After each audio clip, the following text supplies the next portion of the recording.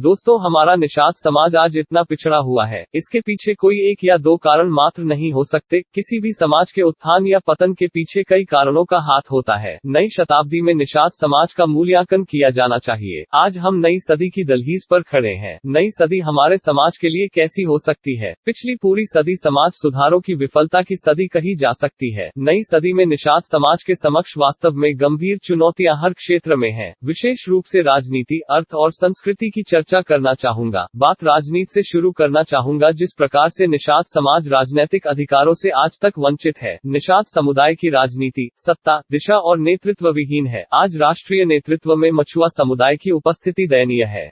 धर्मशास्त्र का अध्ययन और मूल्यांकन किया जाए तो आप देख सकते हैं कि धर्मशास्त्र जो दैविक वस्तुओं से संबंधित प्रवचन है, धर्मशास्त्र विभिन्न प्रकार के होते हैं, जैसे पौराणिक धर्मशास्त्र, नागरिक धर्मशास्त्र, प्राकृतिक धर्मशास्त्र आदि है, जो जगत की व्यवस्था करता है और प्रत्येक को कर्मानुसार दंड और पुरस्कार प्रदान करता है। आज इन धर्मशास्त्रों में तलाशने की जरूरत है कि किस प्रकार के धर्मशास्त्रों को अपना आधार बनाना है, या हमारे समाज के महापुरुषों को आधार मानकर धर्म मान लेने की जरूरत है। आप निषाद समाज को किस रूप में देखना चाहते हैं? क्या निषाद समाज धर्म में कोई अपना आधार चुन सकता है या किसी के सहारे से आगे बढ़ सकता है? निषाद समुदाय के इतिहास पर नजर डाली जाए तो भील शब्द का तात्पर्य भील बिल भेदने की धातु की प्रक्रिया से है और यह शब्द महाभारत रामायण में निषाद के लिए प्रयुक्त किया गया था।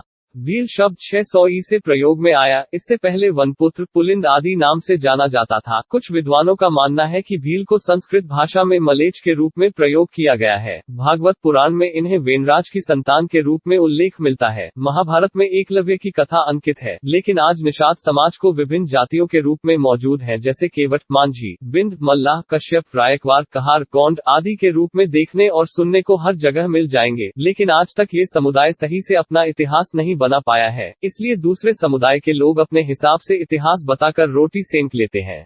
निषाद समाज का आधुनिकता में मूल्यांकन किया जाए तो ये समाज परंपरा और रूढ़ियों में इस तरह से जकड़ दिया गया है कि वह आज यह नहीं समझ नहीं पा रहा है कि आधुनिकता में जी रहे हैं या उत्तराधुनिकता में। आज इस समाज के सामने हजारों सवाल हैं। परंपरा के रूप में हमारे समाज को बांध के रखा गया है। निषाद समाज में ज्यादा सुनने को मिलता है कि त्रेता के बाद द्वापर फिर कलयुग आएगा और आज तक कलयुग चल रहा है। ये आपको सुनने को मिलता रहता है। ये परंपरा जो ब्राह्मणों ने रची है। समाज को यह पता नहीं कि हर 5 या 10 साल में परिवर्तन होता रहता है। जैसे आज आधुनिकता के बाद उत्तर आधुनिकता और फिर उत्तर संरचना आधुनिकता में आज समाज चल रहा है। आज भी हमारा समाज कलयुग और त्रेता के चक्कर में पड़ा है। जब देश आजाद नहीं हुआ था, हमारे समाज की स्थिति क्या थी? फिर अंग्रेजों ने भी भारत के परंपराओं को छूने के काम नहीं किया, क्योंकि 1857 की क्रांति में मंगल पांडे ने गाय की चर्बी का किस तरह से विरोध किया था।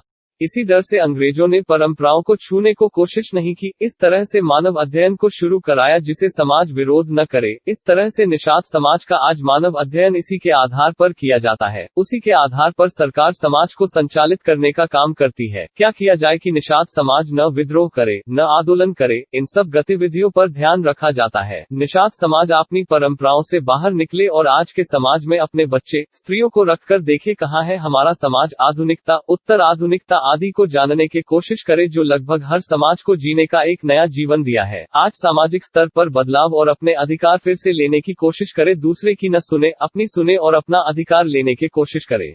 आज निषाद समाज गरीबी, भुखमरी, शोषण जैसी तमाम परिस्थितियों से गुजर रहा है। इसका देखने सुनने वाला कोई नहीं है। आज इस समाज को हर तरह से लूटने का काम किया जा रहा है, जैसे राजनीति करके, अशिक्षित करके, भूमिहीन बनाकर, मजदूर बनाकर, जिसको जिस तरह मिल रहा है वह वैसे ही लूटने का काम कर रहा है। निषाद समाज एक हो, अपना अधिकार जाने और जो सामाजिक अधिकार दिया जाए उसे लेने का काम करे। ये तभी संभव है जब निषाद समाज एक होगा। तब तक एक मंच के तहत यह नहीं होगा जब तक हर कोई अपने अपने तरीके से लूटने का काम करेगा और निषाद समाज लुटता रहेगा। निषाद समाज अपना अधिकार जाने, एक हो और एक मंच बने और अपना वर्चस्व फिर से कायम करे।